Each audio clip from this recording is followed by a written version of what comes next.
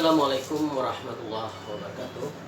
Mahasiswa-mahasiswa sekalian, khususnya yang mengambil mata kuliah teori antropologi. Pada kesempatan kali ini kita akan membahas tentang teori strukturalisme Levi-Strauss. Saya kira nama strukturalisme sudah cukup populer di kalangan kita, tapi tidak untuk teori strukturalisme Levi-Strauss. Istilah Levi-Strauss sendiri cenderung kita anggap sebagai merek dari sebuah celana jeans atau produk celana jeans. Tapi pembahasan kali ini kita sama sekali tidak akan membahas hal tersebut. Jauh dari itu, kita akan membahas tentang sebuah teori yang pada awalnya strukturalisme dinamakan, dan kemudian karena tokohnya bernama Claude Levi-Strauss, maka jadilah ia disebut sebagai teori strukturalisme Levi-Strauss. Kita lihat, mahasiswa sekalian, Levi-Strauss adalah guru besar antropologi yang pertama di Collège de France, Prancis. Jadi beliau untuk perguruan tinggi itu adalah orang yang pertama kali sebagai guru besar antropologi. Pada awalnya, teori ini dilihat memiliki kelemahan dari segi penelitian.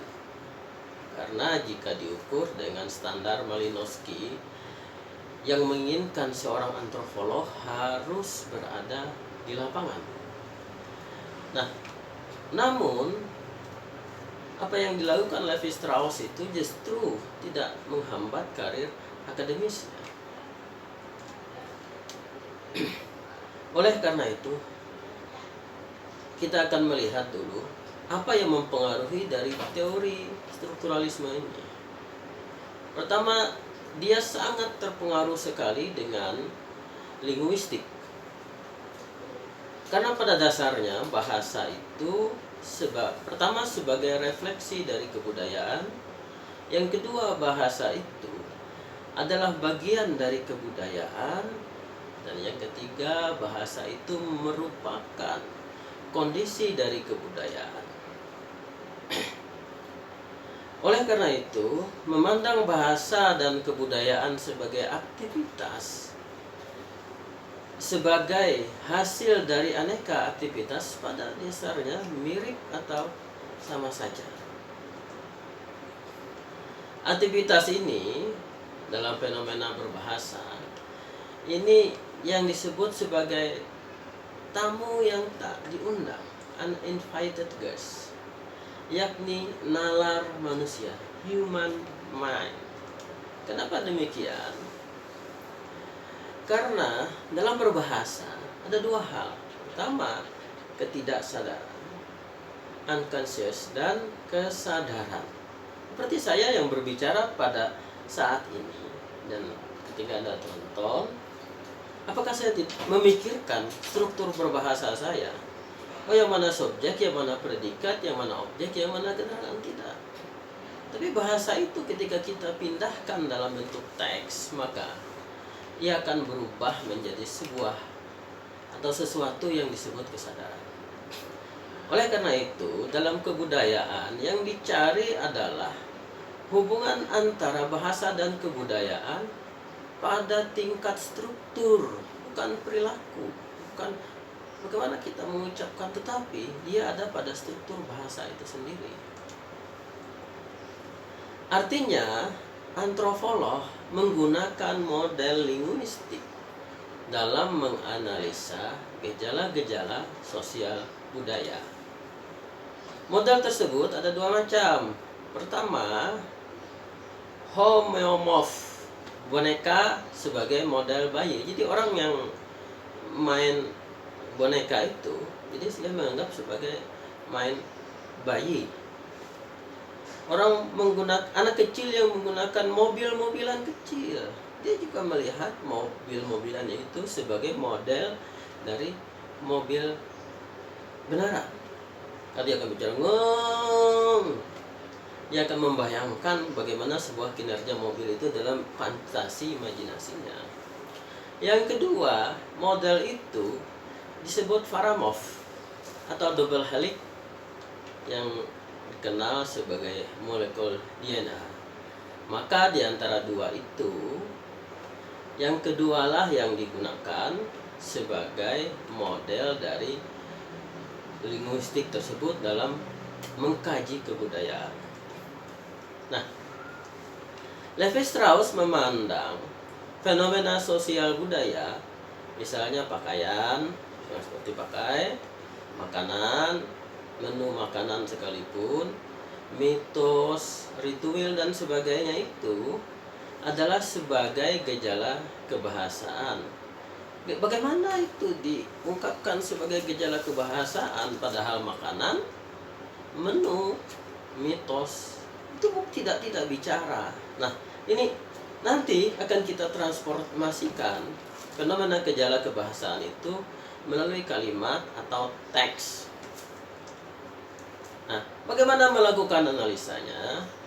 Saudara-saudara sekalian, analisa strukturalisme Levi-Strauss sesungguhnya bagi orang tertentu dianggap rumit. Bagi orang tertentu sebaliknya dianggap mudah. Akan tetapi yang akan saya sampaikan ini bukan soal rumit dan mudahnya, tetapi saya mencoba menyederhanakan. Meskipun saya kira tidak benar-benar bisa dikatakan tepat. Apa yang harus kita lakukan dalam menganalisanya? Tadi, pertama, peneliti menarasikan fenomena sosial budaya. Jadi ketika kita melihat makanan, melihat pakaian, bahkan yang dilakukan Profesor Dr. Hedi Sri Ahimsa Putra, beliau melihat candi. Jadi semua itu harus ditulis, dinarasikan. Baik dalam, kalau kita melihat candi atau arca patung Ganesha yang saya maksud, dia ditulis tuh seperti apa bentuknya dan lain sebagainya.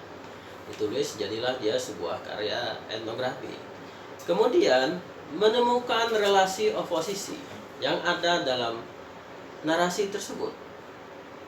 Relasi oposisi itu ada oposisi berlawanan, ada oposisi berpasangan. Berlawanan hitam putih, tinggi rendah, terang gelap, atas bawah. Nah, itu relasi berlawanan, tetapi ada relasi berpasangan. Sendok garpu, suami istri, kakak adik. Itu contoh, nanti kan kita temukan. Saudara-saudara sekalian, nah dari relasi itu kita akan meletakkannya dalam transformasi. Ini agak susah kita jelaskan kalau memang nanti transformasi itu akan kita lihat dalam bentuk transformasi kelinguistikan. Nah, setelah transformasi, kita akan menemukan struktur terdalam yang dinamakan model. Jadi model itulah sebagai struktur dari dari strukturalisme Levi-Strauss, dan ini adalah bagian yang saya kira tidak mudah. Saudara-saudara sekalian, ini aja pembahasan singkat dari saya sebagai pengantar. Nanti silahkan Anda membaca buku strukturalisme dan karya sastra dari Profesor Dr. Hedi Sri Ahimsa Putra.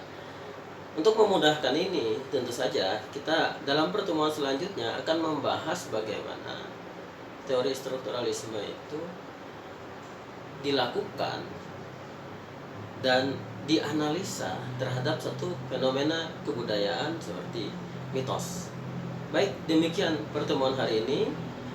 Tetap semangat, tetap belajar. Materi ini hanya pengantar. Wabillahi taufiq wal hidayah.